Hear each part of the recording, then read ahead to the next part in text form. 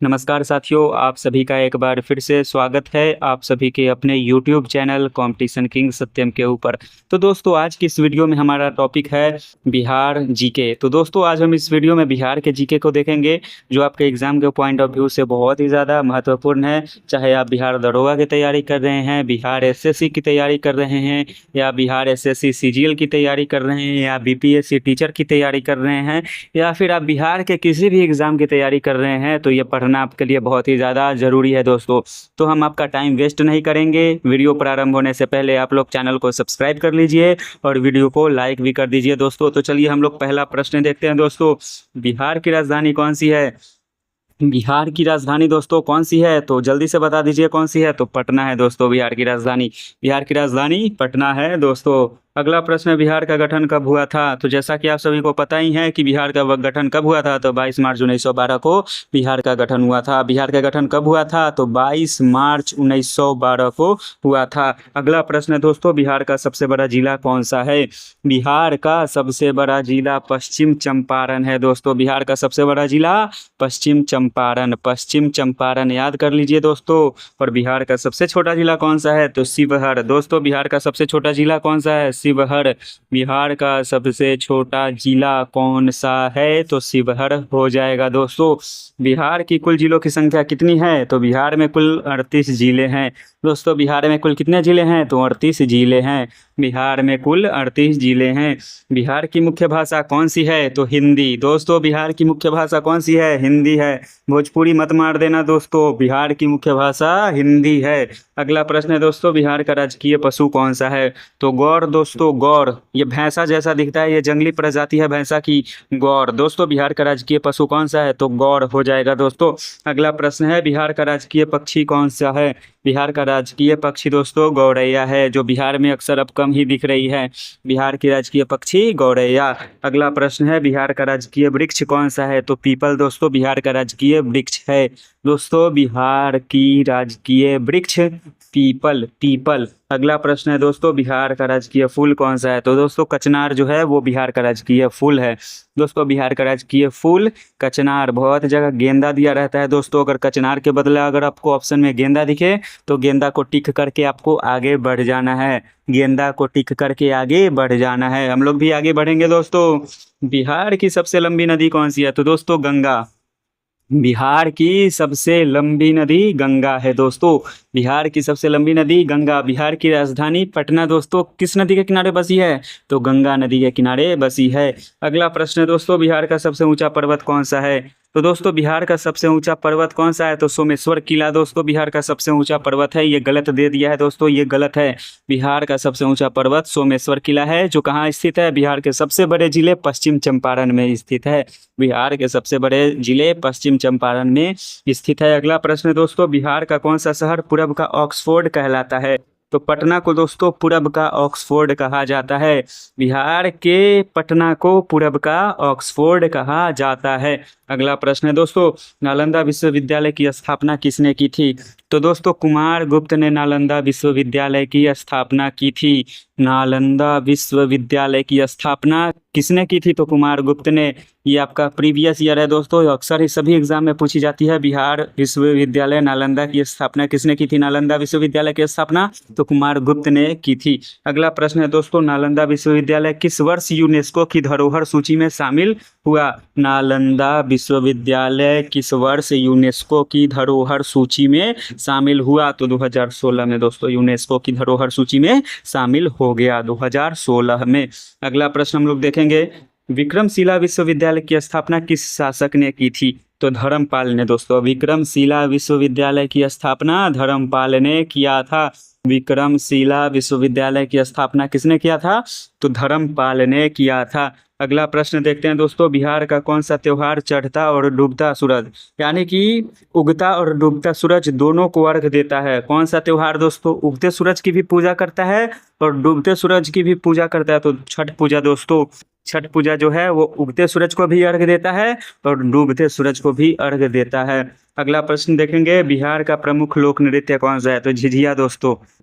झिझिया है दोस्तों बिहार का प्रमुख लोक नृत्य, झिझिया। दशहरा में दोस्तों जब नवरात्र चलती है तो महिलाएं बहनें आती है आपके घर पे झिझिया लेकर, हांडी में वो छेद छेद करके उस पे लाइट आपको दिखता है दोस्तों, अंदर दियरी जला दिया जाता है, उसको दीपक को हम लोग दियरी कहते हैं दोस्तों भोजपुरी में, उसको जला दिया जाता है, लाइट देता है और इसी को लेकर लोग डांस करती हैं दोस्तों। तो झिझिया वो है बिहार का प्रमुख लोक नृत्य। अगला प्रश्न देखेंगे दोस्तों, बिहार का राजकीय गीत कौन सा है? तो दोस्तों मेरी धरती मेरे गर्व और मेरा बिहार, मेरी धरती मेरे गर्व मेरा बिहार दोस्तों बिहार का राजकीय गीत है।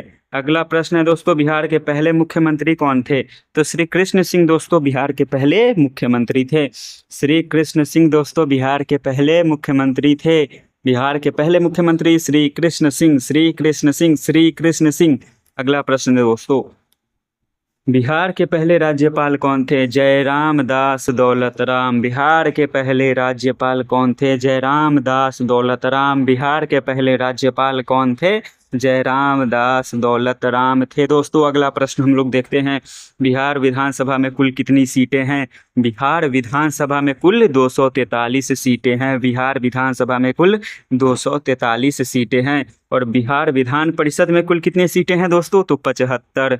बिहार विधान परिषद में कुल 75 सीटें हैं। अगला प्रश्न देखेंगे, बिहार का पहला आईएएस अधिकारी कौन था? बिहार का पहला आईएएस अधिकारी सत्येंद्र नारायण सिन्हा।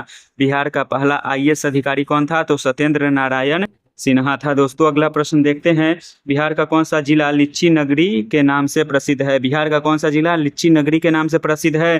तो दोस्तों अपना मुजफ्फरपुर। दोस्तों मुजफ्फरपुर जो है वो बिहार के लीची नगरी के नाम से प्रसिद्ध है। अगला प्रश्न हम लोग देखते हैं, बिहार का कौन सा जिला मक्का नगरी कहलाता है? मक्का नगरी दोस्तों किशनगंज। मक्का नगरी दोस्तों किशनगंज को कहा जाता है। अगला प्रश्न है, बिहार का सबसे अधिक आबादी वाला जिला कौन सा है? दोस्तों बिहार के किस जिले में सबसे ज्यादा आबादी है? तो पटना में सबसे ज्यादा आबादी है दोस्तों। बिहार का साक्षरता दर कितना है? दोस्तों लगभग 70%। बिहार में कुल 70% लोग साक्षर हैं, यानी कि पढ़े लिखे हैं।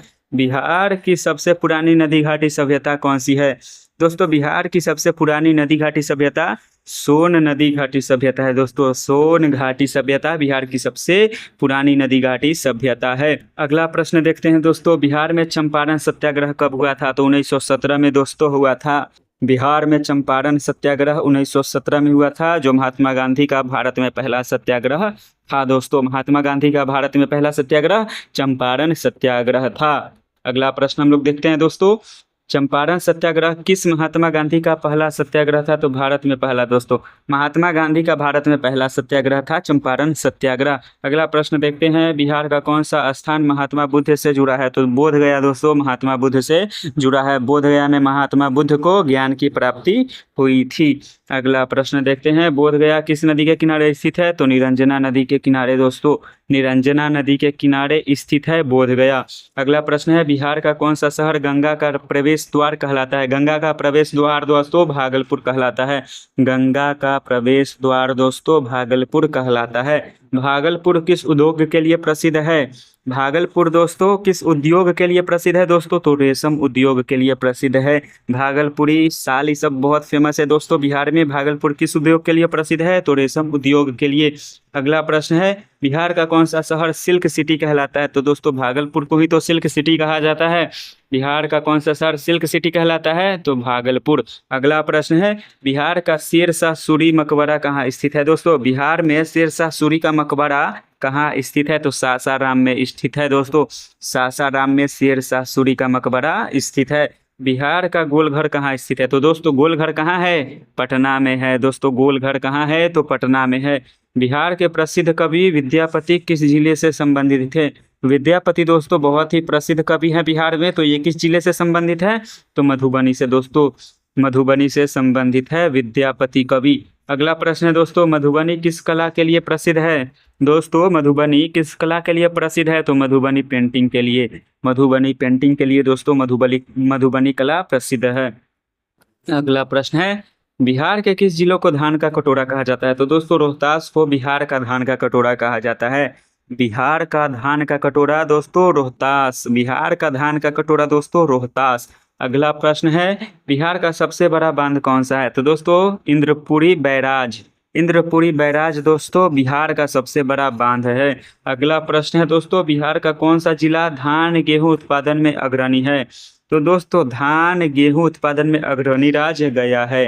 दोस्तों गया जो है वो धान और गेहूं के उत्पादन में अग्रणी है बिहार में।